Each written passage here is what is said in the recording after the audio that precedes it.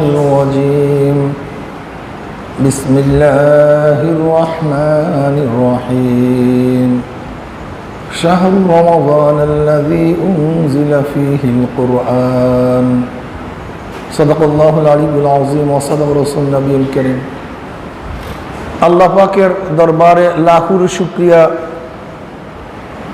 যে মাওলাই কারীম আজও পর্যন্ত এই মুহূর্ত পর্যন্ত আপনাকে আমাকে হায়াতে রেখে সুস্থ শরীরে রোজা রাখার তৌফিক দান করছেন। শুকরিয়া দান সবাই বলে আলহামদুলিল্লাহ। ইতিমধ্যে অনেক মানুষ দুনিয়ার থেকে বিদায় হয়ে গেছে। এই রমজান মাসেও অনেক মানুষ দুনিয়ার থেকে বিদায় হয়ে গেছে। অনেক মানুষ অসুস্থ, আফসোস করতেছে, বিছানায় বসে কাতরাইতেছে, রোজা রাখতে পারি না। কিন্তু আল্লাহ পাক আপনাকে আমাকে রোজা রাখার তৌফিক দান করছে, বহুত বড় নেয়ামত। এই যে আজকে দিন চলে যাইতেছে 2022 সনের এপ্রিলের আজকে 10 তারিখ। এই 2022-এর এপ্রিলের 10 তারিখ আজকে কি বার? রবিবার। এই রবিবার আর কোনোদিন আসবে না, রবিবার আসবে, 2022 থাকবে না। রবিবার আসবে 2022-এর এপ্রিল, হয়তো বা রোজা থাকবে না। আবার 2022-এর এই রবিবার হয়তো 23-এ আসবে, আপনি আমি থাকবো না। এরকম চলে যাইতেছে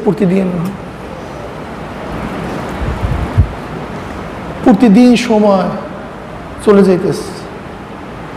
নবী আলাইহিস সালাতু ওয়াস সালাম ফরমান, ওই হায়াত সবচেয়ে উত্তম হায়াত, যে হায়াত লম্বা হবে, দীর্ঘ হবে, নেকও বেশি হবে। ওই হায়াত নিকৃষ্ট হায়াত, যে হায়াত লম্বা হবে, গুনাহও বেশি হবে। কাজে আল্লাহর কাছে দোয়া করি, মাওলা হে আমাদেরকে নেক হায়াত দান করেন, গুনাহ থেকে বাঁচিয়ে থাকার তৌফিক দান করেন। কাজে আল্লাহ পাক আজও সুস্থ রেখেছেন, রোজা রাখার তৌফিক দান করছেন, আবার রোজা রাখার পরিবেশে আসার তৌফিক দান করছেন।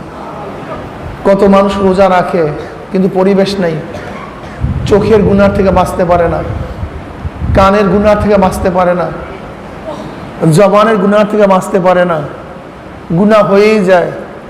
কিন্তু আল্লাহ পাক এমন এক পরিবেশে রাখছেন, মনে হয় যেন জান্নাতি পরিবেশ।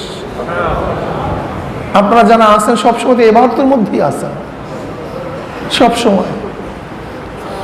এমনি তো রোজার সময় প্রত্যেকটা শ্বাস নিঃশ্বাসের মধ্যে ইবাদত। রোজা তো সে সবে সাদেক থেকে শুরু, সূর্য অস্ত পর্যন্ত। এর মধ্যে এমন না যে ওই টাইমে আমি রোজা ছিলাম, এই টাইমে ছিলাম না, ব্যাপারটা এরকম না। সব সময় রোজা অবস্থায়, তার মানে সব সময় ইবাদত অবস্থায়। তাকবীরে তাহরিমাত থেকে শুরু করে সালাম ফিরে বাক পর্যন্ত মানুষ কিসের মধ্যে? নামাজের মধ্যে। শুরু তাকবীরে তাহরিমা, শেষ এই পুরো সময়টুকু আমার শুরু সুবহ সাদেক থেকে শেষ ইফতার পর্যন্ত, সূর্যাস্ত পর্যন্ত, এই পুরো সময়টুকু রোজার মধ্যে, ইবাদতের মধ্যে। আপনি ভাবিয়েন না আমি ইবাদত থেকে কখনোই খালি, যেহেতু আমি সবসময় ইবাদতের মধ্যেই আছি। কাজে ইবাদত আবেদ, ইবাদতের মধ্যে থাকাকালীন ইবাদতের বাহিরে কিছু করতে পারে না। কথাটা একেবারে ক্লিয়ার না? যেহেতু আমি ইবাদতের মধ্যেই, আর ইবাদতকারী ইবাদতের মধ্যে, ইবাদতের বাহিরে কিছু করতে পারে না। এর জন্য রোজার সময় যা রোজাবিহীন করা যায়, রোজার সময় তা করা যায় না। কিন্তু আমি তো ইবাদতের মধ্যেই আছি, সব সময়টুকু ইবাদতের মধ্যে। এমন না আমি 2 ঘন্টা ইবাদতের মধ্যে, 5 ঘন্টা ইবাদতে খালি, নামাজের মধ্যে আছি, নামাজ থেকে খালি, এরকম না। আমি পুরো সময়টুকু ইবাদতের মধ্যে আছি। এই জন্য সতর্ক থাকা চাই, খুব সতর্ক থাকা চাই আমি ইবাদতের মধ্যে। এর জন্য ঝগড়া না করি, আনা সয়াম, তর্ক না করি, আনা সয়াম, বেহুদা কাজ না করি, আনা সয়াম। আমার নবী কত সুন্দর শিক্ষা দিয়েছে। কেউ ঝগড়া করার জন্য আসে কি বলো? আনা সয়াম, ভাই আমি রোজাদার, তার মানে আমি ইবাদতের মধ্যে আছি। জি আমি তোমার সাথে ঝগড়া করার টাইম নেই, আমার সেই অবস্থা নেই, পরিস্থিতি নেই। এদের খেয়াল করা চাই। আমি ইবাদতের মধ্যে মগ্ন, ইবাদতের থেকে খালি না। তার মানে ইবাদতের মধ্যে প্রত্যেকটা নিঃশ্বাসের মধ্যে, শ্বাস নিঃশ্বাসের মধ্যে সওয়াব হয়, তা আমারও প্রত্যেকটা শ্বাস নিঃশ্বাসের মধ্যে কি সওয়াব হইতেছে, এটা খেয়াল রাখা চাই। তেলাওয়াত, জিকির, আজকার, ধ্যান, মুরাকাবা, দুরূদ শরীফ, ইস্তেগফার করতেই থাকি। আমি ইবাদতের মধ্যে মগ্ন। জানেন রোজাদারদেরকে আল্লাহ পাক কত মুহাব্বত করেন? এই রোজাদারদের মুখের ঘেরানটা পর্যন্ত আল্লাহর কাছে মিশক এবং আম্বারের চেয়েও বেশি দামি। কাজে আল্লাহ পাক সেই পরিবেশের মধ্যে, যে রোজা রাখার পরিবেশের প্রয়োজন, সেই পরিবেশ আল্লাহ পাক দান করছে। আর সবচেয়ে বড় কথা, আপনারা সবাই তালেবে ইলম, মান সালাকা তরিকান ইয়ালতামিসু ফিহি ইলমান সাখালাল্লাহু বিহি তরিকান ইলাল জান্নাহ। যে ব্যক্তি ইলম তলব করার জন্য, ইলম অন্বেষণ করার জন্য পথ চলে, আল্লাহ পাক রব্বুল আলামিন তার জন্য জান্নাতের পথকে সহজ করে দেন। আমরা এখানে আসছি বাড়ির থেকে, ঘরের থেকে, কি অর্জন করার জন্য? ইলম অর্জন করার জন্য, দ্বীন শিক্ষা গ্রহণ করার জন্য, দ্বীনের পথ চলার জন্য। কাজে আপনারা সবাই তালেবে ইলম, আর তালেবে ইলম সবচেয়ে দামি। وعن أبي هريرة رضي الله عنه قال قال رسول الله صلى الله عليه وسلم الدنيا ملعونة وملعون ما فيها إلا ذكر الله وما ولاه وعالما ومتعلما। তিরমিজির মধ্যে রওয়ায়াত আছে, দুনিয়া এবং দুনিয়ার মধ্যে যাহা কিছু আছে সবই অভিশপ্ত, কিন্তু চারটা জিনিস অভিশপ্ত না। কয়টা জিনিস? আল্লাহ পাকের জিকির, আল্লাহ পাকের জিকিরের নৈকট্য লাভ করে এমন জিনিস, আর তালেবে ইলম আও আলেমান আও মুতাআল্লিমান, যে ব্যক্তি আলেম এবং তোলাবা,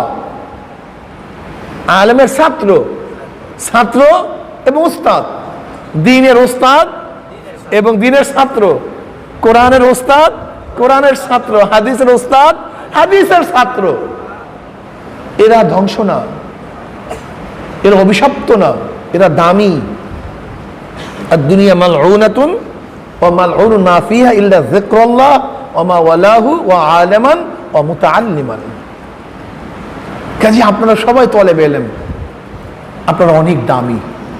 আপনাদের জন্যই মাছের, পানির মাছ পর্যন্ত দোয়া করে, আপনাদের জন্যই গর্তের পিপিলিকা দোয়া করে। তালেবে ইলম, তার মানে এটা ভাবিয়েন না যে মাদ্রাসায় ভর্তি হতে হবে। এখানে আসছেন কেন? এখন ভর্তি হয়েছেন, এই যে এখন এই ভর্তি হয়ে গেছেন, এখন দিনই এই ইলম শিক্ষা গ্রহণ করতেছেন। তার মানে এরকম না আপনাকে মাদ্রাসায় ভর্তি হতে হবে, রীতিমতো এই পদ্ধতি পড়লেই আপনার তালেবে ইলম না। দিনই যে কোনো ইলম অর্জন করার জন্য আপনি চেষ্টা করাটাই দিন ইলম অর্জনের ফজিলত। কথাটা বুঝাতে পারছি? এই যে একটা মাসালা শিখতেছেন, কত দামি। কাজে আল্লাহ পাক সেই পরিবেশ দান করছেন, সেই মাহওয়াল দান করছেন, সবসময় ইবাদতের মধ্যে মগ্ন থাকার তৌফিক দান করছেন। আমি তো মনে করি এই নিয়ামত কিয়ামত পর্যন্ত শুকরিয়া আদায় করলে এই নিয়ামতের শুকরিয়া আদায় করা শেষ হবে না। কাজে আবার বলি আলহামদুলিল্লাহ। রমজান মাস অনেক দামি, আল্লাহ পাক কোরআন নাযিল করছেন জনাব মুহাম্মদ রাসূলুল্লাহ সাল্লাল্লাহু আলাইহি ওয়াসাল্লামের উপরে। জনাব মুহাম্মদ রাসূলুল্লাহ সাল্লাল্লাহু আলাইহি ওয়াসাল্লাম ওহী প্রাপ্তির আগে উত্তম উত্তম স্বপ্ন দেখতেন। আউয়ালু মা বুদিয়া বিহি রাসূলুল্লাহ সাল্লাল্লাহু আলাইহি ওয়াসাল্লাম মিনাল ওহী আর রুইয়া সালিহাতু ফিন নাওম, ঘুমের ঘরে উত্তম উত্তম স্বপ্ন দেখতেন। আর যা স্বপ্ন দেখতেন তাই প্রতিফলিত হইত, যা দেখতেন হুবাহু তাই বাস্তবতায় চলে আসতো। নবী আলাইহিস সালাতু ওয়াস সালাম স্বপ্ন দেখার পরে সুম্মা হুব্বিবা ইলাইহিল খালাউ, নবী আলাইহিস সালাতু ওয়াস সালামের উপরে নির্জনতা পছন্দ করে দেওয়া হলো। তার মানে হুব্বিবা ইলাইহিল খালাউ, নিজে পছন্দ করেন নাই, বরং আল্লাহ পাক রব্বুল আলামিন তার উপরে নির্জনতাকে প্রিয় করে দিয়েছেন। ভাল লাগে না, একা একা থাকতে মনে চায়, জনসমুদ্রে ভাল লাগে না, কোলাহল ভাল লাগে না। যার মধ্যে ইশক এবং মারিফাত চলে আসে তার এই কোলাহল ভাল লাগে না, একা একা থাকতে মনে চায়। আমি আগেই বলছি ঈসা আলাইহিস সালাতু ওয়াস সালাম একদিন এক জায়গা থেকে রওনা করছেন, এক যুবক চিনে ফেলাইছে ইনি নবী ঈসা। বলতেছে, আল্লাহ নবী আমার জন্য একটু দোয়া করেন, আল্লাহ পাক যেন আমাকে এক অণু পরিমাণ আল্লাহ পাকের মুহাব্বত দান করেন। কয় অণু পরিমাণ? এক অণু পরিমাণ। নবী ঈসা বললেন, তুমি এক অণু পরিমাণ মুহাব্বত সহ্য করতে পারবে না, এক অণু মাওলার মুহাব্বত তুমি সহ্য করতে পারবে না। যুবক বলতেছে, তাহলে অর্ধেক আমাকে যেন আল্লাহ পাক তার মুহাব্বতের অর্ধ অণু আমাকে দান করেন। আল্লাহ নবী ঈসা আল্লাহর কাছে দোয়া করছে, আল্লাহ পাক কবুল করছেন। দোয়া কইরা নবী ঈসা আলাইহিস সালাতু ওয়াস সেখান থেকে চলে গেছেন। অনেকদিন পরে ওই রাস্তা থেকে যাওয়ার সময় তার খেয়ালে আসছে যে এই ছেলের জন্য, যুবকের জন্য আল্লাহ পাকের অর্ধ অণু মুহাব্বতের দোয়া করছিলাম, তার অবস্থাটা কি, সেই যুবকের অবস্থাটা কি। গ্রামে খুঁজতেছে, ভাই এখানে একটা যুবক ছিল না? বলে হ্যাঁ ছিল। সে কোথায়? শুধু 1 বছর আগে বের হয়ে গেছে ঘর থেকে, নেই। অনেক অনুসন্ধানের পরে তাকে পাচ্ছে না। ঈসা আলাইহিস সালাতু আল্লাহর কাছে দোয়া করছে, মাওলা হে, আমি সেই যুবকের সাথে সাক্ষাৎ করতে চাই, তুমি তার জায়গা দেখায় দাও, তার সন্ধান দিয়ে দাও। আল্লাহ পাক বলেন, যা অমুক পাহাড়ের মধ্যে সে আছে, সেখানে গিয়ে তার সাথে দেখা করো।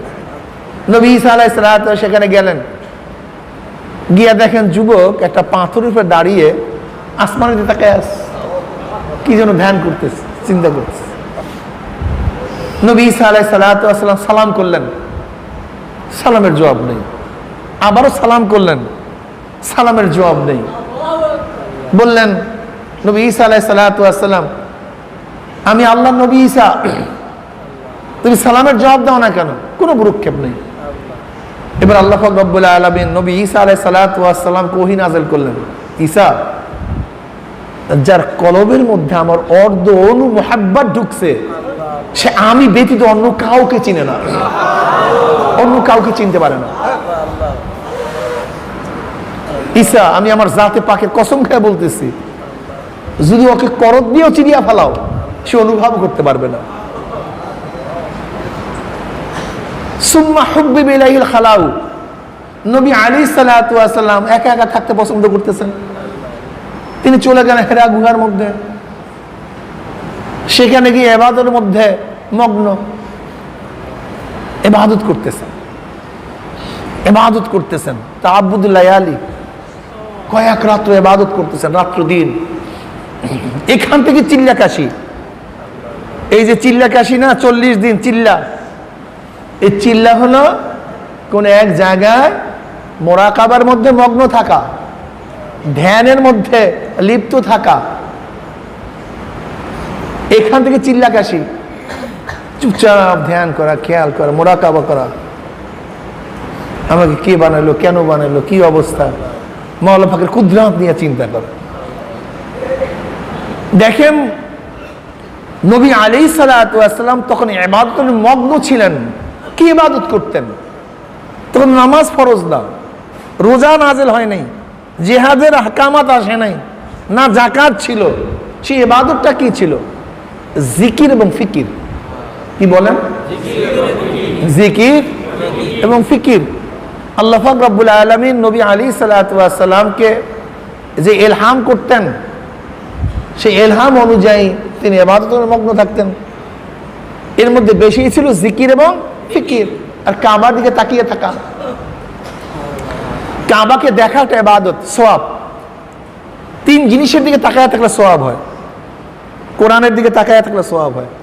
আপনি পড়তে পারেন না, কিন্তু কোরআন খুইলা শুধু অক্ষরগুলি দেখেন আর আফসোস করেন, মাওলা হে আমি পড়তে পারি না, আমাকে তৌফিক দাও, তোমার কালাম। এই দেখে দেখে যদি আঙ্গুলও একজনের সতরের উপরে বুলাইতে থাকে, এ তো সওয়াব। বাপ মার চেহারার দিকে তাকায় থাকলে সওয়াব হয়। শুধু কি সওয়াব, বাপ মার চেহারার দিকে যদি কেউ নেক নজরে তাকায়, তার একটা কবল হজের সওয়াব হয়ে যায়। সাহাবার প্রশ্ন, ইয়া নবী আল্লাহ, যদি 100 বার তাকাই? বলে 100 বার, 100টা। কি বুঝলেন? বাপ মা চিনেন কি জিনিস? হারায় বলিস। দেখেন নবী আলাইহিস সালাতু ওয়াস সালামের ওই মাশহুর হাদিস, নবী আলাইহিস সালাতু ওয়াস সালাম মিম্বারে উঠলেন, হাদিস জানেন আপনারা? বলেন আমিন। দ্বিতীয় পাও রাখলেন, বলেন আমিন। তৃতীয় পাও রাখলেন, বললেন আমিন। সাহাবায়ে কেরাম রিদওয়ানুল্লাহি তাআলা আলাইহিম আজমাইন প্রশ্ন করলেন, ইয়া নবী আল্লাহ, আপনি এরকম করলেন কেন? আপনি এরকম করেন না। বলে, আমি যখন প্রথম পাও রাখলাম, জিবরিল আমার কাছে আসছে, আসিয়া বলে, ইয়া নবী আল্লাহ, ইয়া রাসূলুল্লাহ, যারা আপনার নাম শোনার পরে, হয়তো বা আমার চেঞ্জ হতে পারে, যারা আপনার নাম শোনার পরে আপনার উপর দুরূদ পড়লো না, তাদের উপর আল্লাহ পাক লাআনত। আমি বললাম আমিন। এই নবী আলাইহিস সালাতু নাম শোনার পরে দুরূদ পড়া ওয়াজিব। জীবনে একবার দুরূদ পড়া ফরজ, জীবনে একবার দুরূদ পড়া ফরজ। মাজলিসে প্রথম নবী আলাইহিস সালাতু ওয়াস সালামের নাম শোনার পরে দুরূদ পড়া ওয়াজিব। এই যে মাজলিসে প্রথম বসছেন, নবী আলাইহিস সালাতু ওয়াস সালাম নাম শুনছেন, নাম পড়ছি বা শুনছি, তখন দুরূদ পড়া প্রথম মাজলিসে ওয়াজিব। নামাজের মধ্যে দুরূদ পড়া সুন্নাত। একই মাজলিসে নবী আলাইহিস সালাতু ওয়াস সালামের উপরে বারবার দুরূদ পড়া মুস্তাহাব। যেমন এই মাজলিস পরিবর্তন করি না। মাজলিস বুঝেন তো? মাজলিস মানে কি? অবস্থা, বসা না, অবস্থা। দাঁড়ায় আছেন, পরিবর্তন না হওয়ার পর্যন্ত এটা মাজলিস। শুয়ে আছেন, আপনার জায়গা চেঞ্জ করা রাখ পর্যন্ত এটা মাজলিস। বসা আছেন, এটা চেঞ্জ না করা পর্যন্ত মাজলিস। মাজলিস মানি বসা না, অবস্থা। যেই অবস্থা আছেন, যেমন আমি এখানে আছি, এটা মাজলিস। একবার নবী আলাইহিস সালাম নাম শুনছি বা পড়ছি, দুরূদ পড়ছি, ওয়াজিব শেষ। যদি আবার পরিবর্তন, এখান থেকে সরে গেলাম, এই পাশে আসছি, আবারও শুনছি, আবারও ওয়াজিব। আবারও পাশে গেছি, আবারও শুনছি, আবারও ওয়াজিব। কিন্তু একই মাজলিসে যদি আমরা বসা থাকি আর নবী আলাইহিস সালাতু ওয়াস সালাম নাম বারবার শুনি, তাহলে প্রথম কি ছিল? এরপরে মুস্তাহাব। কিন্তু ইমামে তোহাবি রহমাতুল্লাহ আলাইহি বলেন, ইমামে তোহাবি রহমাতুল্লাহ আলাইহি বলেন, নবী আলাইহিস সালাতু ওয়াস সালাম নাম যতবার শুনবে ততবারই তার উপরে দুরূদ পড়া ওয়াজিব, ততবারই। কারণ তিনি বলেন, জনাবে মুহাম্মদ রাসূলুল্লাহ সাল্লাল্লাহু আলাইহি ওয়াসাল্লামের নাম শোনার কারণে দুরূদ ওয়াজিব। কাজী যতবার শোনা হবে ততবার কি হবে? যেরকম অক্ত তাকরার হওয়ার কারণে নামাজ কি হয়? ফরজ হয়। বুঝেন নাই? সওয়াব তাকরার হওয়ার কারণে মুসাফফাফ কি হয়? ওয়াজিব হয় না? যেমন আমরা যোহরের নামাজ পড়ছি কেন? অক্ত আসছে। আসরের নামাজ পড়লাম কেন? আগামীকাল আসরের নামাজ পড়বেন না কেন? পড়বেন, আবার অক্ত আসছে। তো অক্ত তাকরার হওয়ার কারণে মুসাব্বাবও কি হয়? তাকরার হয়। যেহেতু নবী আলাইহিস সালাতু ওয়াস সালামের নাম শোনা হলো ওয়াজিব হওয়ার কারণ, কাজে যতবার নাম শুনবো ততবারই ওয়াজিব হবে। কে বলছেন? ইমাম তোহাবি রহমাতুল্লাহ আলাইহি। কিন্তু ইমাম কারকি রহমাতুল্লাহ জবাব দেন, না, এখানে সল্লু এই আমর এটা উজুবের জন্য না, এটা হলো মুজমাল, এটা মুজমাল। তাহলে কেন? তাহলে সওয়াব তাকরার হওয়ার কারণে যদি মুসাব্বাব তাকরার হয়, তাহলে যদি নামাজের মধ্যেও মুহাম্মাদুর রাসূলুল্লাহ ওয়াল্লাযীনা মাআহু আশিদ্দাউ আলাল কুফফারি রুহামাউ বাইনাহুম, তখন নামাজের মধ্যে দুরূদ ওয়াজিব। আপনি বলেন, তাহলে তা তো না, তো তখন ওয়াজিব হবে না কেন? সওয়াব তো পাওয়া গেছে। কথা বুঝেন না? এর জন্য ইমাম তোহাবি রহমাতুল্লাহ আলাইহির উপরে ইমাম কারকি রহমাতুল্লাহ আলাইহি বলেন যে না, এটা ওয়াজিব হবে না। এইটাই হলো মাসালা, আমরা যা আগে বলছি।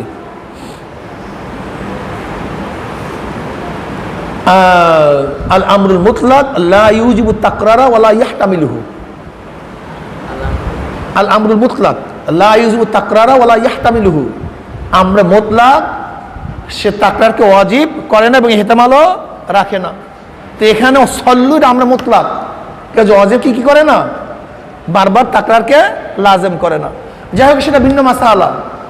কিন্তু ইমাম তহাবী রহমতুল্লাহ আলাইহি তো বলছেন যে বারবার নাম শোনার পরে দুরূদ পড়া কি কাজী, এটা আমাদের ফতুয়া না, কিন্তু আমাদের উচিত বারবার দুরূদ পড়া।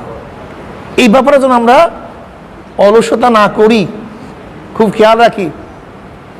তারপর আল্লাহ পাকের লানত। নবী আলাইহিস সালাতু ওয়াস সালাম দ্বিতীয় পাও রাখলেন, বললেন আমিন। বললে আমাকে জিবরাইল বলল, যারা বাপ মাকে পাইল অথবা তাদের মধ্য থেকে একজনকে পাইল কিন্তু তাদেরকে খেদমত করে সন্তুষ্ট করে নিজেকে জাহান্নাম থেকে বাঁচাইতে পারলো না, তাদের উপর আল্লাহ পাকের লানত। আমি বললাম আমিন। এরপরে তিনি কি বললেন, যারা রমজান মাস পাইল, রমজান মাস পাওয়ার পরে ইবাদত বন্দেগী ইস্তেগফার পড়িয়া নিজেকে জাহান্নাম থেকে বাঁচাইতে পারলো না, তাদের উপর আল্লাহ পাকের লানত। আমি বললাম কি আমিন। দেখছেন বাপ মা কি জিনিস? এটা জান্নাতের একটা টুকরা। জান্নাতে যাওয়ার কারণ বাপ মা অথবা একজন, বাবা হোক মা হোক, খেদমত করা চাই, বহুত বড় নিয়ামত, বেয়াদবি না করা চাই। নবী আলাইহিস সালাতু ওয়াস সালাম কি বলছেন, ওয়া ইন যালামাকা ওয়া ইন যালামাকা ওয়া ইন যালামাকা, বাপ মা যদি জুলুমও করে তারপরও খারাপ ব্যবহার করা যাবে না। কথা বুঝছেন? মারাত্মক মারাত্মক। এর জন্য বাপ মার সাথে খুবই ভালো ব্যবহার করা চাই, উত্তম ব্যবহার করা চাই, বেয়াদবি করা চাই। বাপ মা এরকম আচরণ না করা, আমার সাথে এরকম করছে না, আল্লাহ না করুক, যদি আমার সাথে খারাপ ব্যবহার করছে এরকম বের হলে আপনার ইমানের খতরা হয়ে যাবে। আগেই বলছি না যে বাপ মা অবস্থা কি জানেন? সুবহানাল্লাহি ওয়া বিহামদিহি সুবহানাল্লাহ আযীম। বনি ইসরাইলের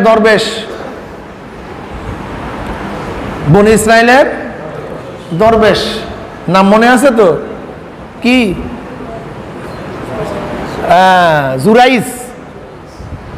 বনি ইসরাইল দরবেশ জুরাইস খুব আবেদ ছিলেন, অনেক বড় আবেদ। ইবাদতের মধ্যে মগ্ন থাকতেন, 24 ঘন্টা ইবাদতের মধ্যে মগ্ন থাকতেন। ঝুপড়ির মধ্যে হুজরা ছিল, ছোট্ট একটা ঝুপড়ি, সেই হুজরার মধ্যে ইবাদতে মগ্ন থাকতেন। তার মা আসে, জুরাইস এদিকে আসো, ডাকস, কিন্তু নামাজরত অবস্থায় ছিলেন, সারা দেন নেই। মা বরদোয়া করছে, আল্লাহ যেন কোনো কুলটা মহিলার দ্বারা তোকে অপমান করায়। দেরি নেই, একটা ডাইরেক্ট কবুল হয়ে গেছে। জুরাইজের মতো আবেদ দরবেশ যে সবসময় ইবাদতের মধ্যেই মগ্ন থাকতো, কিন্তু হয়তো তার মা এত বড় দরবেশ এ কথা হাদিসে আসে নেই, কিন্তু মা বলছে আল্লাহ যেন তোকে বিপদে ফেলাইয়া দেয়, কোনো কুলটা মহিলার দ্বারা পরীক্ষা করাইয়া নেয়, আমার কথা সারা দেশ নেই, কাম শেষ, ডাইরেক্ট। এক মহিলা বের হয়েছে, কোন এক কৃষকের সাথে সে অপকর্মে লিপ্ত হয়ে গেছে। লিপ্ত হওয়ার পর সে গর্ভধারণ করছে। ওই সময় এই খারাপ কাজ গর্হিত ছিল, সবার কাছে ঘৃণিত ছিল, এখনো ঘৃণিত, ওই সময় আরো মারাত্মক ঘৃণিত ছিল। রাজা বাদশাহ অ্যারেস্ট করছে তাকে, তুই গর্ভবতী হইলি কেন? তুই তো বিবাহই করস নাই, বিবাহ বসস নাই, কোথা থেকে বাদশাহ আসছে? মহিলা বলছে ওই জুরাইস পাদ্রী আমার সাথে খারাপ ব্যবহার করছে, জুরাইস পাদ্রী। এখন কি অবস্থা? বাদশাহ সৈন্য পাঠায় দিয়েছে, দরবেশই করে, ধর ওকে ধরে নিয়ে আস। যেহেতু মারাত্মক অপবাদ, জুরাইস পাদ্রী হুজরা ভেঙ্গে চুড়ে তছনছ করে অ্যারেস্ট করে নিয়ে আসছে। সে তো জানেই না কিছু, সে কিচ্ছুই জানে না ঘটনা, সে তো আশ্চর্য। এখন বলছে এই দরবেশ, দরবেশই করো, ফাইজলামি করো আর অপকর্ম করো। সে তাকায় আছে, বলে ও এখন কিছুই বুঝো না, ভান ধরছো, কি করবে? ফেলফাল করে কাঁদতেছে। বলে বল এই অপকর্ম কি করছে? বলে আমি কিচ্ছুই জানি না। বলে এখন মিথ্যা কথা বলতেছস। আর মহিলা বলতেছে তোর নাম? জুরাইজ পাদ্রী বুঝতে পারছে ঘটনা খারাপ, এ মায়ের বরদোয়া। এখন বাদশার কাছে বলতেছে আমাকে একটু ইজাজত দিবেন, আমি মায়ের কাছে যাওয়ার কি ইজাজত দিবেন? বলে হ্যাঁ, তুই মার কাছে যেতে পারো, তুই মার কাছে যেতে পারো। গিয়া বলতেছে আম্মু কারবার তো শেষ করছেন, আমি তো নামাজে ছিলাম, আপনার কথার জবাব দিতে পারিনি, বরদোয়া করছেন আল্লাহর কাছে, আল্লাহ তো পরীক্ষা ফেলাই দিছে। আজকে তো ওই মহিলা আমার বিরুদ্ধে অপবাদ দিচ্ছে, এখন আপনি যদি দোয়া না করেন, বরদোয়া না ফেরত আনেন, কাজ হবে না। বলে মাওলা যদি আমার জন্যই আমার ছেলের এই অবস্থা হয়, আমি তাকে মাফ করে দিলাম, ক্ষমা করে দিলাম, তুমি আমার ছেলেকে রক্ষা করো। যেরকম আগের বরদোয়া আল্লাহ পাক বিনা পর্দায় কবুল করছেন, দ্বিতীয় দোয়াও আল্লাহ পাক রব্বুল আলামিন বিনা পর্দায় কবুল করছেন, বিনা পর্দায় কবুল করছে। এবার জুরাইজ গেছে, মা যখন তার বরদা ফিরিয়ে নিছে, আল্লাহর কাছে দোয়া করছে আজাদের জন্য, তার মুক্তির জন্য, আল্লাহ পাক দোয়া কবুল করছে। এবার জুরাইজ গেছে, গেল বাদশার নাম্বার কি বলেন, এবার বলেন কি? বলে অপকর্ম কি করছে? এই বাচ্চা কার? তাহলে বাচ্চাই বলবে বাচ্চা কার। আশ্চর্য বিষয়, কি আশ্চর্য কিনা? এক রওয়ায়াতের মধ্যে আসছে জুরাইজ পাদ্রী আঙ্গুল দিয়ে ইশারা করছে পেটের দিকে, এই বাচ্চা তুই বল তোর বাবাকে, তুই বল তোর বাবাকে। অমনি গর্ভের থেকে আওয়াজ আসছে, আমার বাবা অমুক কৃষক, আমার বাবা অমুক কৃষক। এক রাওয়ায়াত। অন্য ঘটনায় আসছে বাচ্চা প্রসব হওয়ার পরে তার মাথায় হাত দিয়ে বলছে, বল তোর বাবাকে, বলে আমার বাবা অমুক কৃষক। অন্য রাওয়ায়াতের মধ্যে আসছে যেই গাছের নিচে গিয়ে অপকর্ম করছিল জুরাইজ পাদ্রী, সেই গাছের তলায় গেছে। মহিলাকে বলছে কোথায় বসে হয়েছে? বলে অমুক গাছ তলায়। বলে চলেন সেখানে চলেন। বাদশা এবং উজির টুজির সবাই গাছতলায় গিয়া জুরাইজ পাদ্রী গাছকে বলছে, এই গাছ তুই সাক্ষী দে, তোর এই নিচে বসে কি অপকর্ম করছে? অমনি গাছ সাক্ষী দিছে, অমুক কৃষক এই অপকর্ম করছে। এবার তো অবস্থা খারাপ, মহিলা স্বীকার পাইছে, বলে হ্যাঁ ঘটনা সত্য যে আমার সাথে অমুক অপকর্ম করছে। এবার বাদশা মাফ চায়, ক্ষমা চায়, বলতেছে আমি তোমার হুজরাকে স্বর্ণ দিয়ে বান্ধায় দেব, মণিমুক্তা দিয়ে বান্ধায় দেব। বলে মণিমুক্তা স্বর্ণের দরকার নেই, যদি তোমরা পারো তাহলে আমার যেরকম জীর্ণ শীর্ণ হুজরা ভাঙছো সেইভাবে করে দাও, এর বাহিরে আমি কিছুই তোমাদের গ্রহণ করব না। বাপ মা চিনেন? এত বড় আবেদ, এত বড় দরবে, মার বরদোয়ার সামনে দরবেশি এক মুহূর্তের মধ্যে শেষ, সেকেন্ডের মধ্যে শেষ। মারাত্মক বাপ মা। মাইনুদ্দিন চিশতি রহমাতুল্লাহ আলাইহি গর্ব করতেছেন যে আমার একার হাতে প্রায় 1 কোটি মোশেক হিন্দু মুসলমান হয়েছে। তার মা বলতেছে এই গর্ব তো তোমার না, এই গর্ব তো আমার, এই গর্ব তো তোমার না, গর্ব তো আমার। কিভাবে আম্মু আপনার? দেখ মাইনুদ্দিন, আমি উজু ছাড়া তোর মুখের মধ্যে কখনো দুধ দেইনি।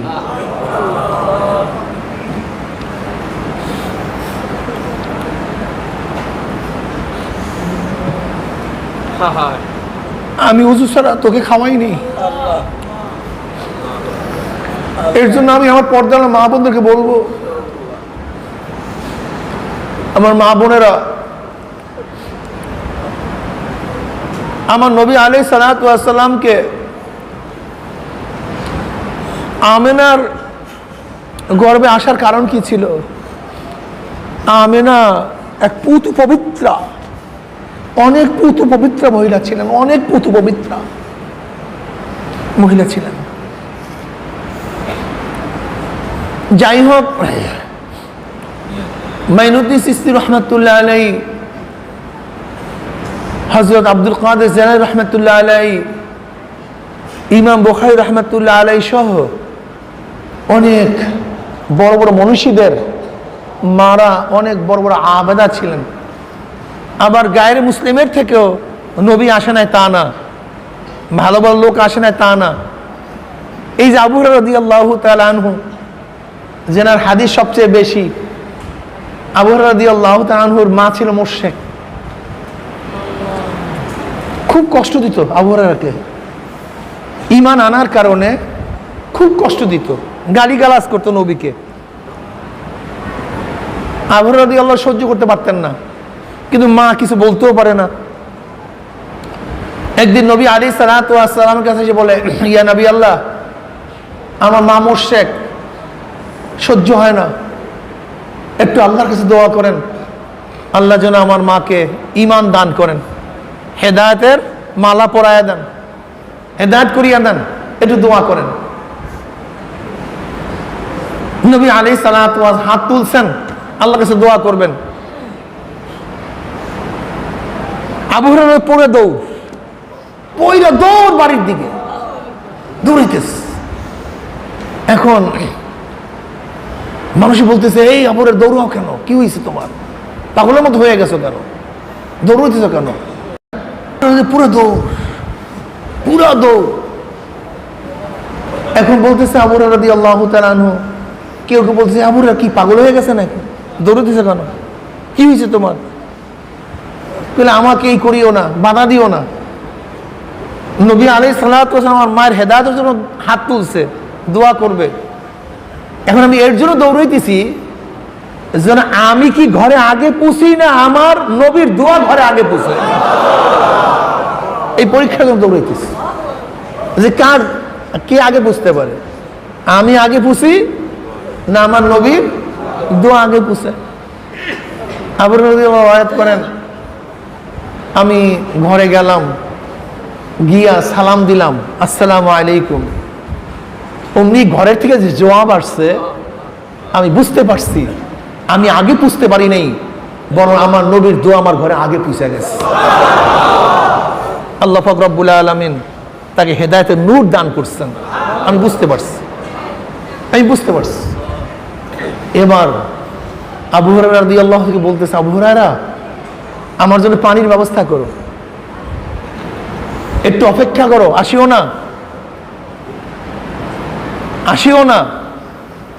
আবু হুরায়রা রাদিয়াল্লাহু ফরমান, আমি ঘরে গেলাম, দেখি আমার মায়ের চুলের থেকে পানি টপকায় টপকায় পড়তেছে, গোসল করছে। এবার বলে, আবু হুরায়রা আমাকে কলেমা পড়ো। দোয়া মারাত্মক হতে পারে, এরকম হতে পারে। কত মা ইসলাম গ্রহণ করার কারণে ছেলেদেরকে তাড়াইয়া দিছে, নিজের মুসলমান হয়ই নাই, বরং তাড়াইয়া দিছে। হতে পারে, উভয় হতে পারে। কাজে এই কথা ভাবিয়েন না যে মা খারাপ হলে সেখান থেকে ভালো হবেই না, ব্যাপারটা এরকম না, উভয় হতে পারে। আমি কথাটা বুঝাতে পারছি?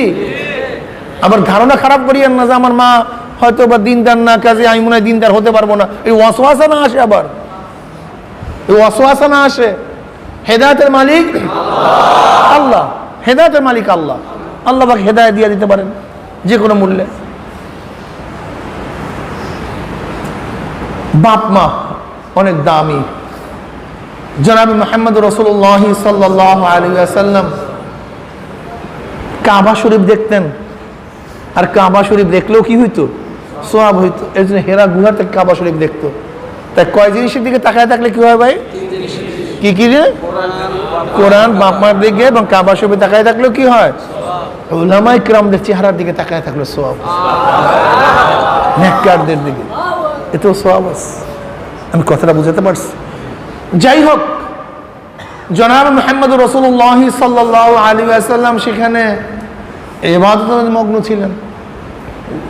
হঠাৎ জিবরাইল আলাইহিস সালাতু আসছেন, আয়েশা বলছে, ইকরা পড়ো,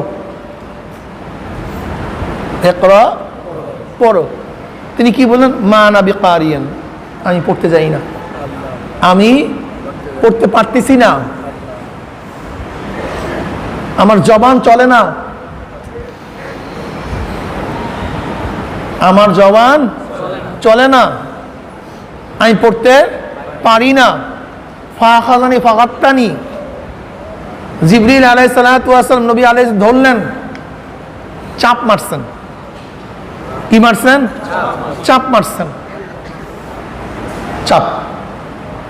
ফারুসালানি, আমাকে ছেড়ে দিছেন। বলে ইকরা, আমি আবার বললাম মা আনা বিকারি, আমি পড়তে পারি না। আবারও ধরলেন, আবারও চাপ মারলেন। হাত্তা বালাগা মিন্নিল জুহদু, এমন ভাবে চাপ মারছেন যে আমার মধ্যে কষ্ট ঢুকে গেছে। এত কষ্ট, শেষ দরজায় কষ্ট পুষে গেছে। আবারও ধরলেন, আবারও চাপ মারলেন, বললেন ইকরা, পড়ো। আমি বললাম আমি পড়তে পারি না। এরকম 3 বার ধরলেন, 3 বার চাপ মারছেন, এরপর ছেড়ে দিয়েছেন। এরপর চতুর্থবার বলে ইকরা, ইকরা বিসমি রাব্বিকাল্লাযী খলাক, খলাকাল ইনসানা মিন আলাক। পড়া শুরু হয়ে গেছে, পড়া শুরু হয়ে গেছে। জিবরিল আলাইহিস সালাতু ওয়াস চাপের কারণে লাকাদ খাশিতু আলা নাফসি, আমার আশঙ্কা হচ্ছে আমি ধ্বংস হয়ে যাব।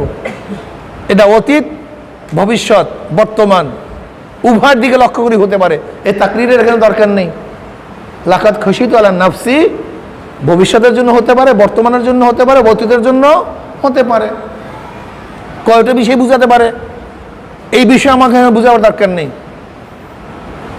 এই কথাগুলি নিয়ে যে আয়াতগুলি নাজিল হয়েছে, এই আয়াতগুলি নিয়ে আম্মা জান খাদিজা কুবরা রাদিয়াল্লাহু তাআলা আনহার কাছে নবী আলাইহিস সালাতু ওয়াস সালাম গেলেন, বললেন লাকাদ খাশিতু আলা নাফসি, আমার ভয় হইতেছে, আশঙ্কা হচ্ছে আমি মানে ধ্বংস হয়ে যাব। তখন আম্মা জান খাদিজা কুবরা রাদিয়াল্লাহু তাআলা আনহা তাকে সান্ত্বনা দিলেন, কাল্লা ওয়াল্লাহ মা ইউহজিকাল্লাহু আবাদা ইন্নাকা লা তাসিরুর রাহমা ওয়া তাহমিলুল কাল্লা ওয়া তাকসিবুল মা'দুমা ওয়া তাকরুদ দাঈফা ওয়া তুঈনু আলা নাওয়াইবিল হক। আল্লাহর কসম, আল্লাহ পাক আপনাকে অসম্মানিত করবেন না, বিজিত করবেন না, লাঞ্ছিত করবেন না, অপমানিত করবেন না। কারণ কি? আপনার মধ্যে 5টা গুণ আছে। কয়টা গুণ? কয়টা গুণ? 5টা গুণ আছে। 5টা গুণ, 5টা গুণ আছে। ইন্নাকা লা তাসিলুর রাহিমা, আপনি আত্মীয়তা বন্ধন কখনো রাখেন, আপনি আত্মীয়তাকে কর্তন করেন না। আমাদের মধ্যে অবস্থাটা কি? একটু বড় লোক হইলে আত্মীয় স্বজনের খবরই নেই না, দেখাশোনা করি না, সাহায্য সহযোগিতা করি না, পাশে বসাই না। কি যে মনে ব্যথা পায় আত্মীয়রা।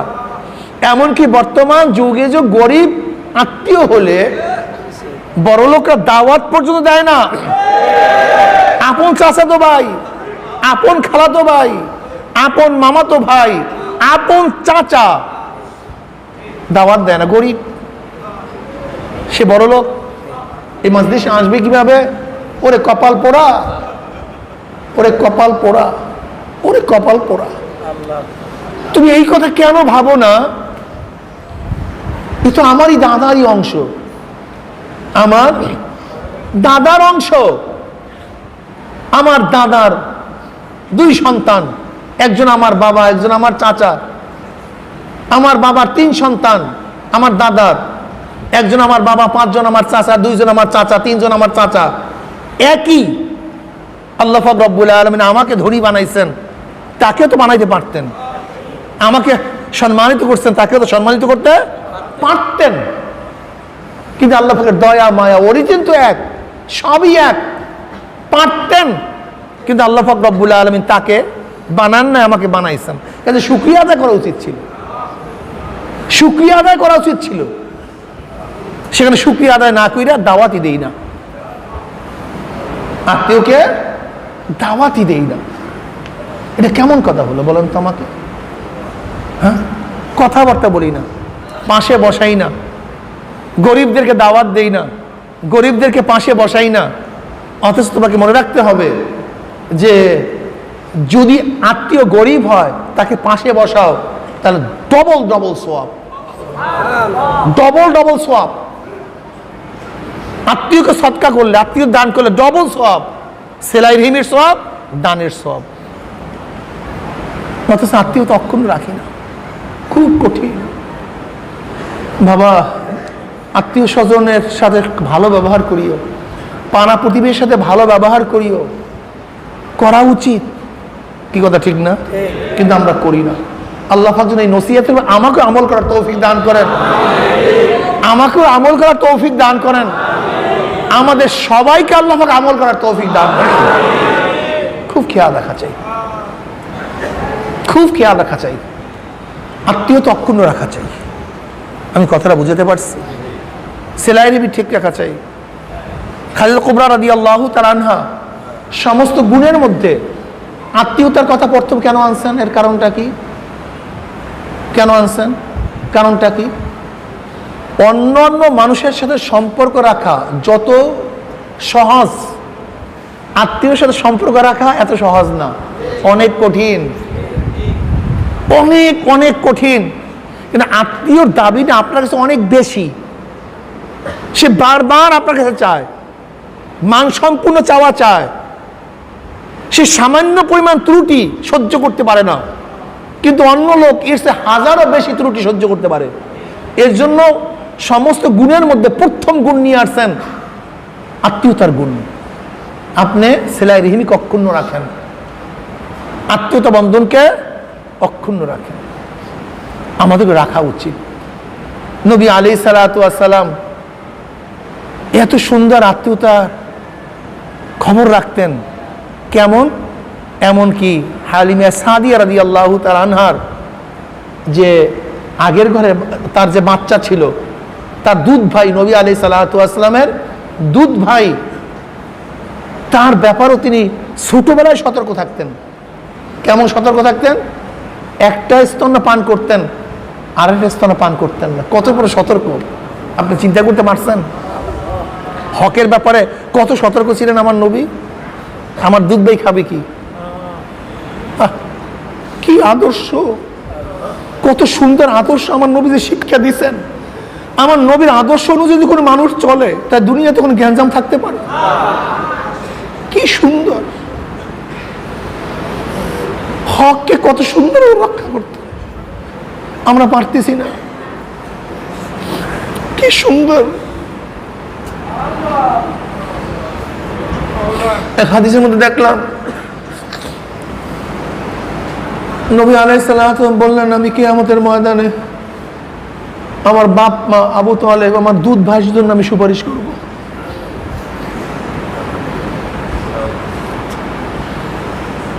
এর জন্য ভাই খুব খেয়াল রাখি।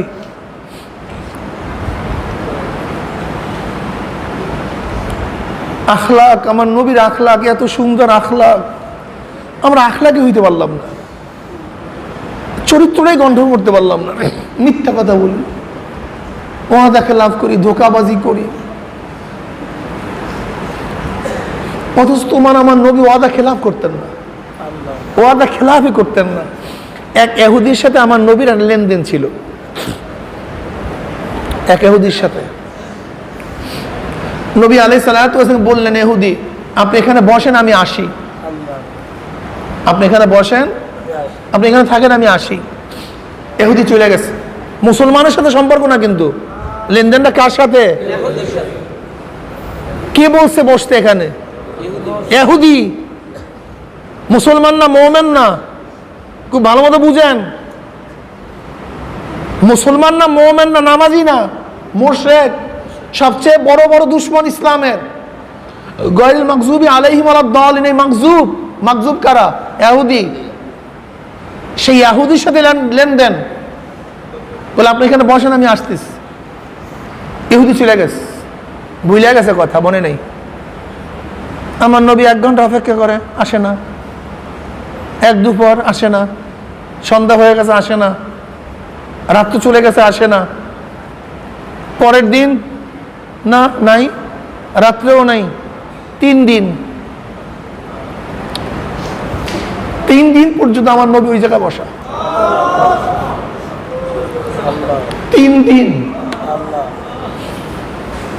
3 দিন পরে ইহুদির মনে আসছে, আমি তো মুহাম্মদ সাল্লাল্লাহু আলাইহি ওয়াসাল্লাম বসায় রাখছি, তার অবস্থাটা কি? তার অবস্থাটা কি? আসছে, আইসা দেখে আমার নবী সেখানেই আস। আমার নবী দেখার পরে বললেন, তুমি আমাকে এত কষ্ট দিচ্ছ, তাহলে আপনি এখানে বসা, এখনো এখন এখানে বসা? আমি তো বলছি তুমি আসো, আমি এখানে আসি। যদি আইসা না পাও, আমার ওয়াদা খারাপ হয়ে যাবে, আমার ওয়াদা নষ্ট হয়ে যাবে।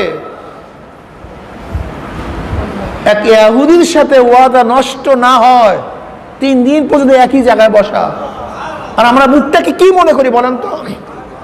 এদিকে কি মনে করি বলেন তো? এই মুখটাকে কি বানাইছি আমরা?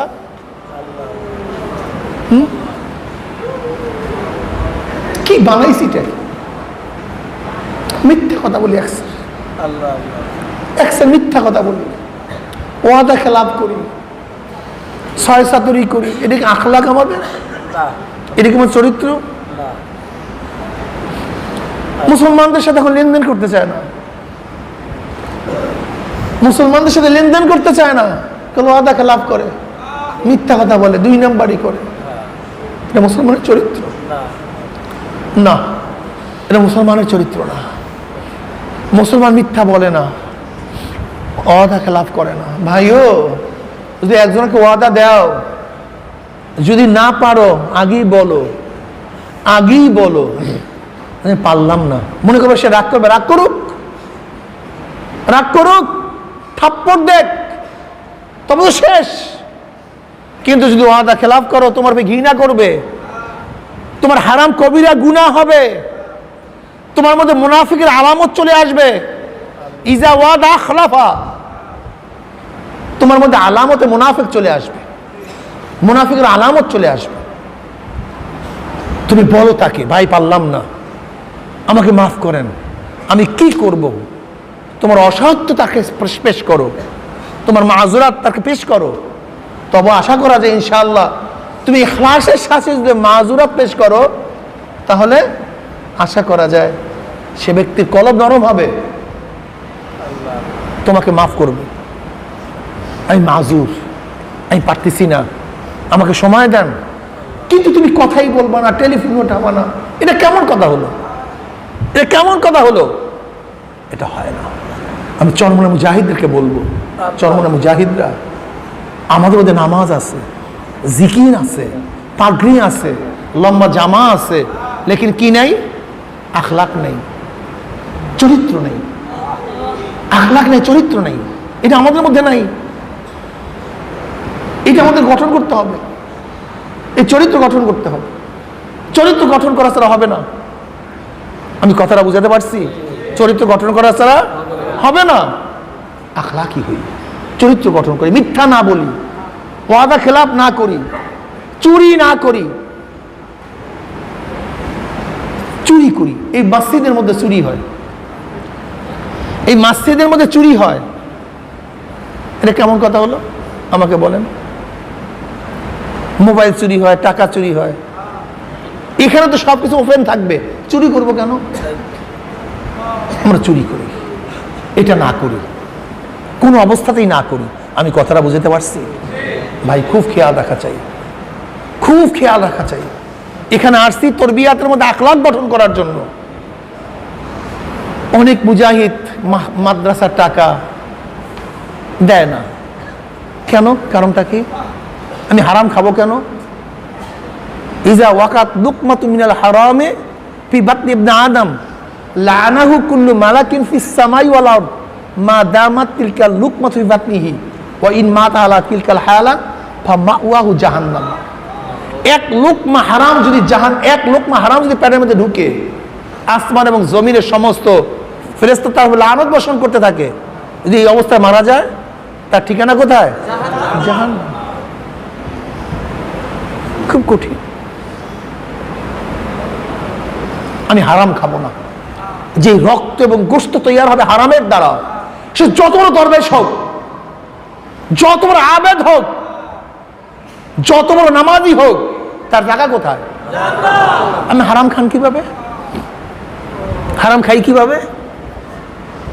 আবু বকর সিদ্দিক রাদিয়াল্লাহু তাআলা আনহু, তার এক গোলাম ছিল। আবু বকর সিদ্দিক রাদিয়াল্লাহু তাআলা এক গোলাম ছিল। সেই গোলাম জাহিলি যুগে জাদু টোনা দিয়া তদবির করত, আর জাদু টোনা দিয়ে তদবির করা সম্পূর্ণ হারাম। তা যেহেতু সে মুসলমান হয়ে গেছে, এখন হালাল রুজি কামাই করে, আবু বকর সিদ্দিক রাদিয়াল্লাহু তাআলাকে কামাই করে না খাওয়ায়, কিন্তু প্রতিদিন আনার পরে তিনি প্রশ্ন করেন কিভাবে কামাই করছে, এই কামাই করার পদ্ধতি কি?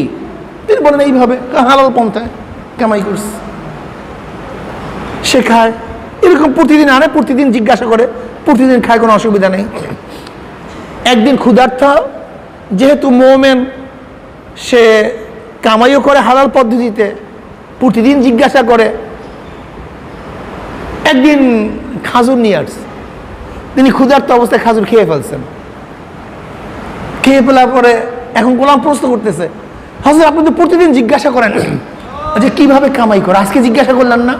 বলে হ্যাঁ, আমার তো জিজ্ঞাসা করা উচিত ছিল, যেহেতু তুমি প্রতিদিনই হালাল পন্থাই কামাই করো, এর জন্য জিজ্ঞাসা করিনি, ক্ষুধার্ত অবস্থায় খেয়ে ফেলছি, বলো কিভাবে কামাই করছে। কেন হযরত, আমি জাহিরি যুগে জানু টোটা দিয়ে তার তদবির করছিলাম, সেই তদবিরে একজন ব্যক্তি ভালো হয়ে গেছিল, তার সাথে আজকে দেখা, সে আমাকে সেই তদবিরের বিনিময়ে এই খানা দিছে। ইন্না লিল্লাহ ইন্না লিল্লাহ, তো সম্পূর্ণ হারাম। তুমি আমাকে কি করছো? খাইছো তো, আমাকে শেষ করছো, আমাকে শেষ করছো। এবার গলার মধ্যে আঙ্গুল ঢাকানো শুরু করছে, বমি করার জন্য। ক্ষুধার্ত অবস্থা, পেটের মধ্যে চলে গেছে, বমিও হয় না, চেষ্টা করতেছে, চক্ষু বের হয়ে যাইতেছে। এখন সবাই বলতেছে, হযরত আপনি না যাই নিয়ে খাইছেন, এরপর চেষ্টা করছেন, সাধনা করছেন, আল্লাহ তো মাফ করে দিবে। বলেন না, এই খাদ্য আমার পেটের মধ্যে হজম হওয়ার আগে আমি যদি মারাও যাই তাহলে মুক্তি পেয়ে যাব। কারণ নবী আলাইহিস সালাম বলছেন যে এই গোশত এবং রক্ত তৈয়ার হবে হারাম মালের দ্বারা, তার জায়গা জান্নাতে হবে না। কাজী আমার রক্ত এবং গোশত এই মালের দ্বারা তৈয়ার হওয়ার আগে যদি মারা যায় তাহলে কমপক্ষে আমি জাহান্নাম থেকে নাজাত পেয়ে যাব। কি বুঝলেন তাকওয়ার অবস্থা?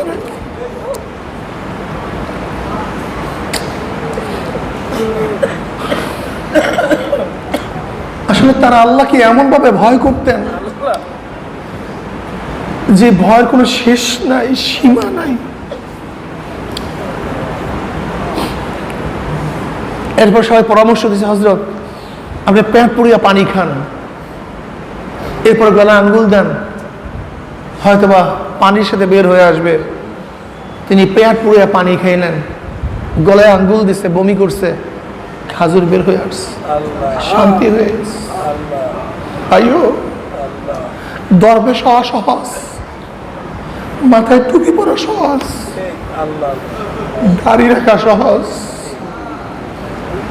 লম্বা জামা গায়ে দেওয়া সহজ, আখলাকি হওয়া, চরিত্র গঠন করা অনেক কঠিন। হাজারো দরবেশ আলেম মানুষ স্ত্রীর সাথে ভালো ব্যবহার করে না, সন্তানদের সাথে ভালো ব্যবহার করে না, মানুষের সাথে ভালো ব্যবহার করে না। আমি ওই একই অবস্থা, পারি না।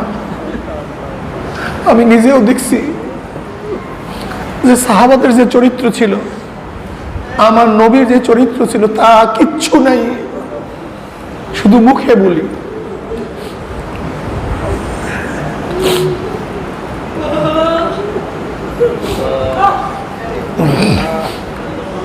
তাহলে বলি কেন? সবসময় মনের মধ্যে ধারণা করি, ভাবলে যেই কথাগুলি বলি সেই চরিত্র আমাকেও চরিত্রবান করে দাও।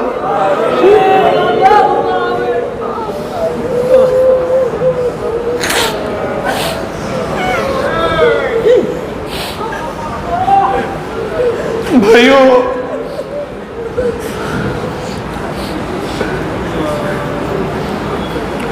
ইন্নাকা লাআলা খুলুকিন আযীম,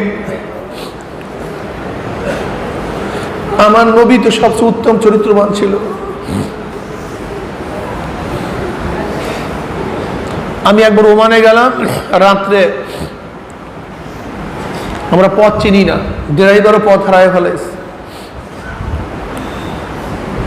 এর মধ্যে একজন আরবি ওমানি, আমরা ইশারা দিলাম, ভাই আমরা পথ হারায় ফেলাইছি। সে ওমানি বলছে আসেন আমার সাথে আসেন। সে ওমানি আমাদের রাহনুমাই করতেছে, পথ প্রদর্শন করতেছে। প্রথম সে আমাদেরকে বুঝাইছে, আপনার প্রথম এখানে যাবেন, এখানে মোড় দেখবেন, তারপর এদিকে যাবেন, তারপর এদিকে যাবেন, এরকম ড্রাইভারকে বুঝাইছে। বুঝাবার পরেও দেখা যায় ওমানের মধ্যে ইতমিনান আসে নাই, মনে হয় বোঝে নাই। প্রথম সুন্দর মতো গাড়ি থামাইছে, অনেকক্ষণ বুঝাইছে। বুঝাবার পরে ওমানি চিন্তা করতেছে মনে হয় বোঝে নাই, পথ এখনো হবে না। সে ওমানি এবং আমার সাথে আসেন, 40 কিলোমিটার উল্টা পথে আমাদেরকে রাহনুমাই করিয়া পথ দেখাইয়া এবার এবার চিনবেন? হ্যাঁ চিনবো। তারপর সে চলে গেছে। অথচ আমরা দেখছি আমার নিজেদের চরিত্র এই অবস্থা।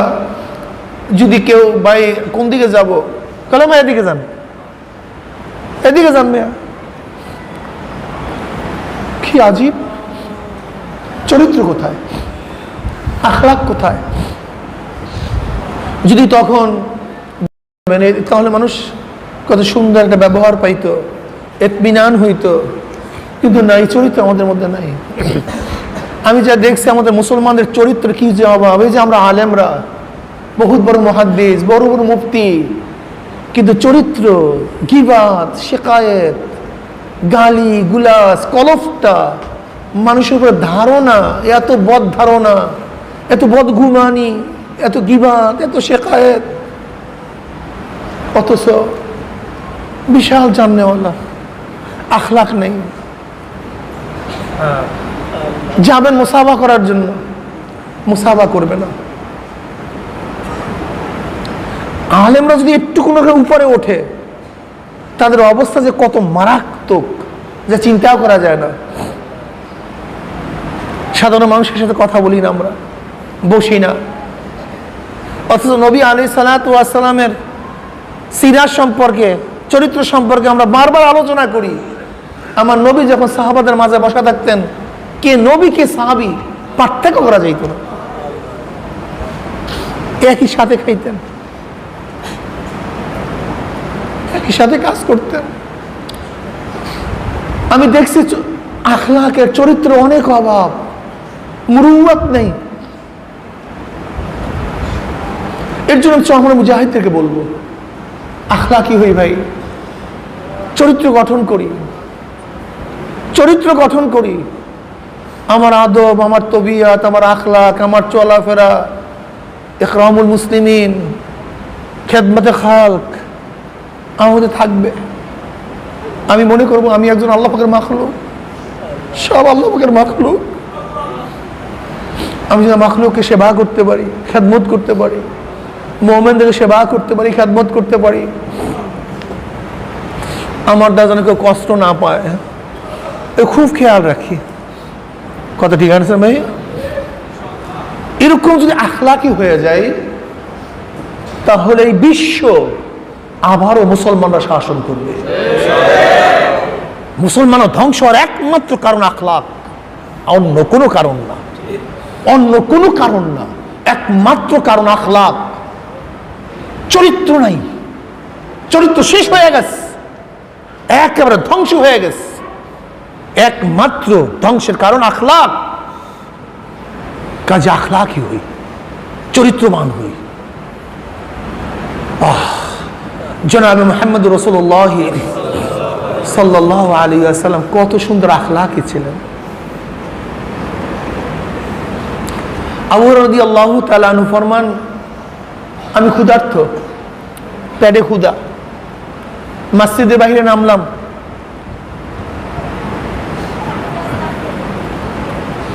কেন? যেন আমার চেহারা দেখে অনুভব করে যে আমি ক্ষুধার্ত, আমাকে কেউ নিবে দাওয়াত দিয়ে। এই জন্য মসজিদের সামনে দাঁড়াইলাম। হযরত ওমর ইবনে খাত্তাব রাদিয়াল্লাহু বের হইছে, আমি তাকে সালাম দিলাম, তিনি সালামের জবাব নিলেন। আমি তাকে মাসালা জিজ্ঞাসা করছি, মাসালা আমি জানি, কিন্তু জিজ্ঞাসা করছি কেন? সে আমাকে মাসালার জবাব দিবে, আমার দিকে তাকাবে, আর আমার চেহারার অবস্থা দেখবে যে আমি ক্ষুধার্ত, কথা বলতে পারি না, আমাকে দাওয়াত দিবে। এই কারণে মাসালা জিজ্ঞাসা করছে, মাসালা আমি জানি।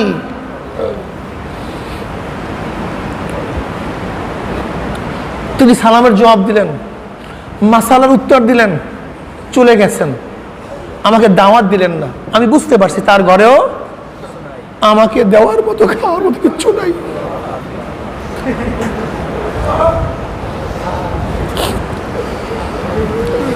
এরপর আবু বকর সিদ্দিক রাদিয়াল্লাহু বের হইছে, আমি তাকে সালাম দিছি, তিনি সালামের জবাব দিয়েছেন।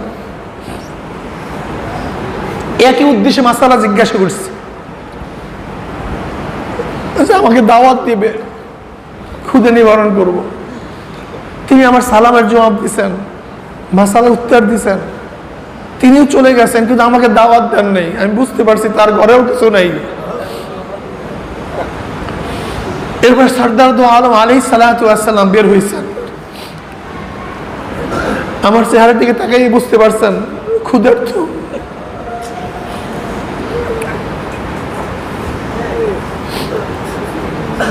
আমাকে দেখেই বলছেন, ঘরের দিকে আওয়াজ দিয়ে বলছেন, এই ঘরে কি কিছু আছে খাওয়ার মতো? আবার রাদিয়াল্লাহু ফরমান,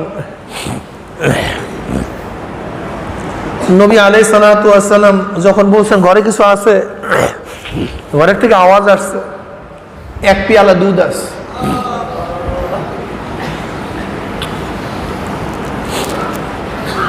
নবী আলাইহিস সালাতু ওয়াস সালাম আবু হুরায়রা রাদিয়াল্লাহু তাআলাকে বললেন, আবু হুরায়রা, আহলু সুফফার সবাইকে দাওয়াত দাও, আমার ঘরে আজকে দাওয়াত।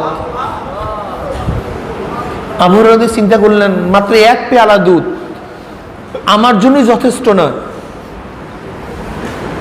আহলু সুফফায় প্রায় 70-এর উপরে সদস্য, সবাইকে দাওয়াত দিছে, আমার জন্যই যথেষ্ট না।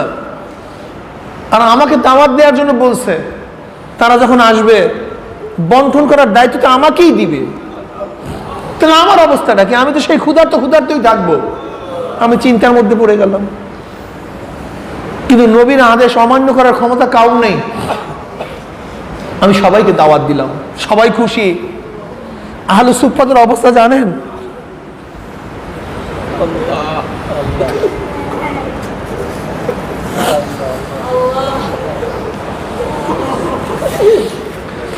আহলে সুফফার সদস্যদের অবস্থা এরকম, একজনের পরিপূর্ণ কাপড় ছিল না,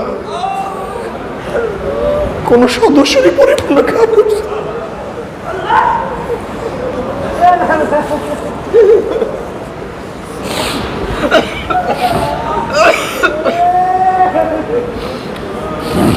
তারা সবসময় ইবাদতের মধ্যে মগ্ন থাকতেন। তাদের খাওয়া পড়ার দায়িত্ব আমার নবীর উপরে বর্তাইত, নবীর উপরে ছিল। আমার নবী তাদের খাওয়া দাওয়ার দায়িত্ব পালন করতেন। নবীর কাছে হাদিয়া আসতো, সেই হাদিয়ার থেকে তাদেরকে খাওয়াইতো। যেহেতু অনেক সময় ক্ষুধার্ত অবস্থায় কাটাইত, নবীর ঘরের দাওয়াত, সবাই খুশি। আবু হুরায়রা রাদিয়াল্লাহু ফরমান, তখন সংখ্যা 70-এর উপরে, সবাই বসছে। নবী আলাইহিস সালাতু ওয়াস সালাম দুধের পেয়ালা নিয়ে আসছেন। আবু হুরায়রা রাদিয়াল্লাহু ফরমান, আমার ধারণা অনুযায়ী নবী আলাইহিস সালাতু ওয়াস সালাম আমাকেই বলেন, আবু হুরায়রা বন্টন করো। আমি বন্টন করা শুরু করলাম। একজন সাহাবীর কাছে নিয়ে গেছে, তিনি পেয়ালা থেকে দুধ পান করছে, পেট পুরোয়া দুধ পান করছে। আবু হুরায়রা রাদিয়াল্লাহু ফরমান, ওই সত্তার কসম যার কুত্রের হাতের মধ্যে আমার জীবন, সাহাবী পেট পুরোয়া পেয়ালার থেকে দুধ পান করছে, কিন্তু এক ফোঁটা দুধও পেয়ালা থেকে কমে নেই। আমার কাছে পেয়ালা ফেরত দিছে, আমি পেয়ালা নিলাম। দ্বিতীয় ব্যক্তির কাছে গেছি, তিনি সেখান থেকে দুধ পান করছে, পেট পুরো দুধ পান করছে, কিন্তু এক ফোঁটা দুধও কমে নেই। তৃতীয় ব্যক্তির কাছে গেছে, সেও দুধ পান করছে, পেট পুরো দুধ পান করছে, এক ফোঁটা দুধও কমে নেই। এরকম করতে করতে সমস্ত সদস্যদেরকে দুধ পান করাইস, দুধ কমে নেই। এবার নবী আলাইহিস সালাম বললেন, আবু হুরায়রা দুধ পান করো। ক্ষুধার্ত অবস্থা, এক চুমুকি পেট পুড়ে ফেলাইছি। এবার আবু রাদিয়াল্লাহু তাআলাকে নবী আলাইহিস সালাতু ওয়াস সালাম বললেন, আবু হুরায়রা আমি পেয়ালা ফেরত দিলাম, কিন্তু তিনি বললেন আবারও পান করো। আমি বললাম, ইয়া নবী আল্লাহ, পেটে তো জায়গা নাই, তাহলে আবারও পান করো। আমি আবারও পান করলাম, পেয়ালা ফেরত দিলাম। নবী আলাইহিস সালাম বললেন, ইয়া আবু হুরায়রা আবারও পান করো। আমি বলি, ইয়া নবী আল্লাহ, জায়গা তো নাই, তাহলে আবারও পান করো। বুখারীর মধ্যে রওয়ায়াত আসছে, আবু হুরায়রা বলেন আমার পেট উঁচা হয়ে গেছে। পেট এরকম পেট পুরো এত খাইতেন না, উঁচা হয়ে গেছে। আবু হুরায়রা বললেন, যতই পান করছি কিন্তু দুধেরই জায়গায় এক ফোঁটা দুধ কমে নেই। এবার নবী আলাইহিস সালাতু ওয়াস সালামের কাছে পেয়ালা ফেরত দিলাম। এরপরে নবী সেখান থেকে দুধ পান করলেন। আমাদের সবাইকে দুধ পান করাইছেন। তারপরে নবী আগে সবাই ক্ষুধা নিবারণ করছেন, তারপরে নিজে। ভাইও, চরিত্র গঠন করা অনেক কঠিন। আল্লাহ যেন আমার মধ্যে এই তবিয়ত দিয়া দেন, আমাকে এই তবিয়ত দিয়া দেন।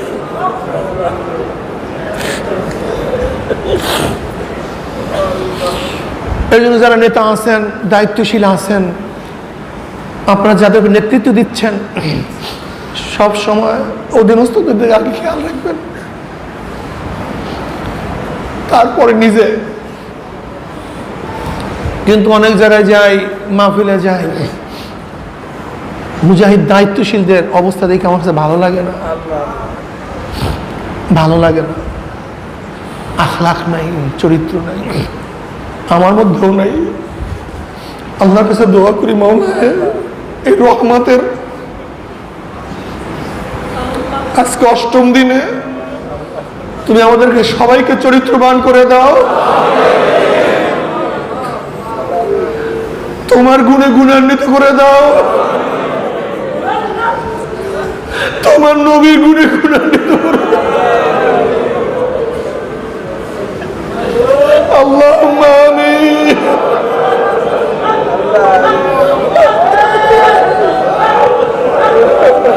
আল্লাহুম্মা আমিন। আল্লাহ তুমি মাফ করে দাও, ক্ষমা করে দাও। আল্লাহ ক্ষমা করে দাও,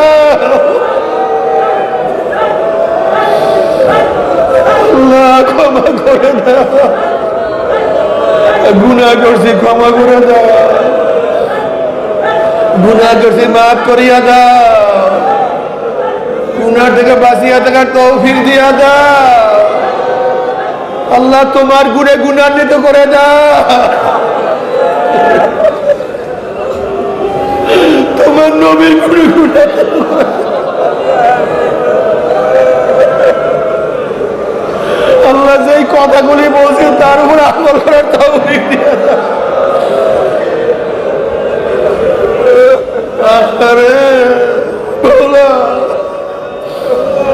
রহমতের 10 দিন চলিয়া যাইতে আছে, জানি রহমত পাইলাম কি পাইলাম না। আল্লাহ জানি রহমত পাইলাম কি পাইলাম না। আল্লাহ জানি রহমত পাইলাম কি পাইলাম না। আল্লাহ গোটা দুনিয়ার উপর রহমত নাযিল করো। আল্লাহ গোটা দুনিয়ার উপর রহমত নাযিল করো। গোটা মখলুকাতের উপর রহমত নাযিল করো। গোটা মুসলমানদের উপর রহমত নাযিল করো। গোটা মুমিনদের উপর রহমত নাযিল করো। আমাদের আওলাদদের উপর রহমত নাযিল করো। পরিবার পরিজনের উপর রহমত নাযিল করো। মাওলা আমাদের ভাতিজা আহমদ অসুস্থ, সেবায় কামিলা দান করো। আমার মেজ ভাই অসুস্থ, সেবায় কামিলা আজম নসিব করো। আমাদের পরিবারে অনেকেই অসুস্থ, পরিপূর্ণ সুস্থ করে দাও। স্বামী পরিবার সুস্থ করে দাও। আমাদের আওলাদদেরকে তোমার খাস গোলাম বান্দা হিসেবে কবুল করে নাও। আল্লাহ এখানে যারা আছি সবার খাস রহমত নাযিল করো। আল্লাহ যতদিন জিন্দা ইসলামকে জিন্দা রাখিও। যখন শেষ ডাক দেবে ইমানের সাথে ডাক দিও। মাওলা রে যতদিন জিন্দা রাখবে ইসলামকে জিন্দা রাখিও। যখন শেষ ডাক দেবে ইমানের সাথে ডাক দিও। আল্লাহ গুনাহ তো মাফ না করে ডাক দিও না।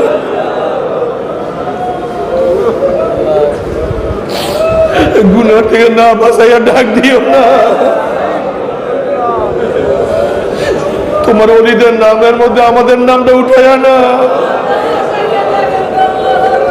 আল্লাহ তোমার ওলিদের নামের মধ্যে আমাদের নামটা উঠাইয়া না। আল্লাহ জেহের শক্তি বাড়াইয়া দাও। সহি ইলম অর্জন করার তৌফিক দিয়া দাও।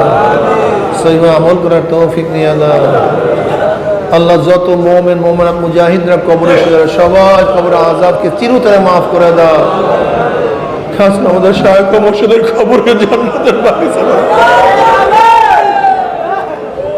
মা দাদা সহ তামাম দুনিয়ার মাশায়েখদের মা পাক জান্নাত মধ্যে বুলন্দ করে দাও। রব্বির হামহুমা কামা রাব্বায়ানি সগীরা। وصلى الله تعالى على خير خلق محمد وآله وصحبه وأزواجه وأتباعه أجمعين وارحمنا برحمتك.